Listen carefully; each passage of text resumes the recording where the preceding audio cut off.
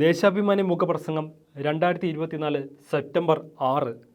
നെതന്യാഹുവിനെ തുണയ്ക്കാൻ സാമ്രാജ്യത്വ രാഷ്ട്രങ്ങൾ മാത്രം. പലസ്തീൻകാരുടെ വംശഹത്യ ലക്ഷ്യമിട്ട് ഗാസയിലെ നിരായുധ ജനതയ്ക്കെതിരെ ഇസ്രായേൽ നടത്തുന്ന നിഷ്ഠൂരമായ യുദ്ധക്കുറ്റം ശനിയാഴ്ച 12ാം മാസത്തിലേക്ക് കടക്കുകയാണ്. കഴിഞ്ഞ 11 മാസത്തിനിടെ ഗാസയിൽ ഇസ്രായേൽ കൊന്നൊടുക്കിയവരുടെ എണ്ണം ഔദ്യോഗിക കണക്കനുസരിച്ച് 41,000 കടക്കുന്നു. ഇവരിൽ 17,000-ഓളം പേർ നിഷ്കളങ്കരായ കുട്ടികളാണ്. 10,000-ലധികം സ്ത്രീകളും കൊല്ലപ്പെട്ടവരിൽ ഉൾപ്പെടുന്നു. കൊല്ലപ്പെട്ട വയോധികരുടെ എണ്ണവും ആയിരങ്ങൾ വരും. 10,000-ലധികം ആളുകളെ കാണാതായിട്ടുമുണ്ട്. ഇവരിൽ ഭൂരിപക്ഷവും തകർന്ന ആയിരക്കണക്കിന് കെട്ടിടങ്ങളിലെ അവശേഷങ്ങൾക്കിടയിൽ മണ്ണടിഞ്ഞിട്ടുണ്ടാവാം. കഴിഞ്ഞ വർഷം ഒക്ടോബർ 7-ന് ഹമാസ് സംഘങ്ങൾ ഇസ്രയേലിൽ കടന്നു നടത്തിയ മിന്നലാക്രമണത്തിൻ്റെ പേരിലാണ് മനുഷ്യരാശിയാകെ വെല്ലുവിളിച്ച് സയനിസ്റ്റ് വംശീയരാഷ്ട്രം പലസ്തീൻ ജനതയെ വേട്ടയാടുന്നത്. ഹമാസുകാർ ബന്ദിയാക്കിയ ഇസ്രായേലികളെ മോചിപ്പിക്കുന്നതിനും ഹമാസിനെ ഉന്മൂലനം ചെയ്യുന്നതിനുമാണ് യുദ്ധമെന്നാണ് ഇസ്രായേൽ പ്രധാനമന്ത്രി നെതന്യാഹുവിൻ്റെ അവകാശവാദം. എന്നാൽ യഥാർത്ഥത്തിൽ നെതന്യാഹു ബന്ദികളുടെ മോചനം അസാധ്യമാക്കുകയാണെന്ന് ഇസ്രായേലി ജനതയും കൂടുതലായി തിരിച്ചറിയുകയാണ്. അതിൻ്റെ ഒടുവിലത്തെ പ്രതിഫലനമാണ് ഇസ്രായേലിലെങ്കും നെതന്യാഹുവിനെതിരെ ഉയരുന്ന ജനരോഷം. ഗാസയിലെ തുരങ്കത്തിൽ കഴിഞ്ഞ ശനിയാഴ്ച 6 ഇസ്രായേലി ബന്ദികളുടെ മൃതദേഹം കണ്ടെത്തിയതോടെയാണ് രോഷം അണപൊട്ടിയത്.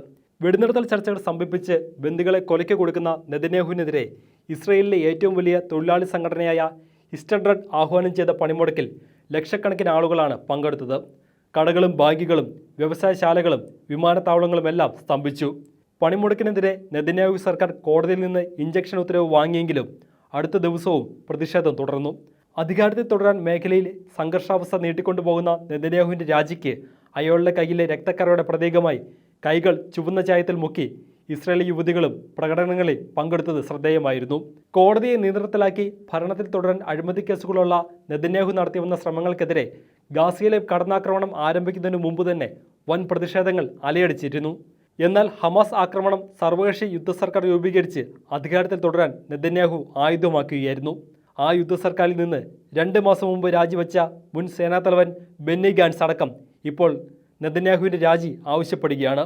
ഹമാസിനെ ഇല്ലാതാക്കാനാണ് ഗാസയിൽ ആക്രമണം തുടരുന്നതെന്ന ഇസ്രായേലിൻ്റെ വാദം പച്ചക്കള്ളമാണെന്ന് തെളിയിക്കുന്നതാണ് ഇക്കാലത്തിനിടെ വെസ്റ്റ് ബാങ്കിൽ ഇസ്രായേൽ നടത്തിയ അതിക്രമങ്ങൾ. ഹമാസിന് കാര്യമായി സ്വാധീനമില്ലാത്ത പലസ്തീൻ അതോറിറ്റി ചെയർമാൻ മഹ്മൂദ് അബ്ബാസിൻ്റെ ഫത്തായ്ക്ക് പരമാധികാരം അനുവദിച്ചിട്ടുള്ള വെസ്റ്റ് ബാങ്കിൽ 11 മാസത്തിനിടെ 685 പലസ്തീൻകാരാണ് കൊല്ലപ്പെട്ടത്. ഇവരിൽ 157 കുട്ടികളും ഉൾപ്പെടുന്നു.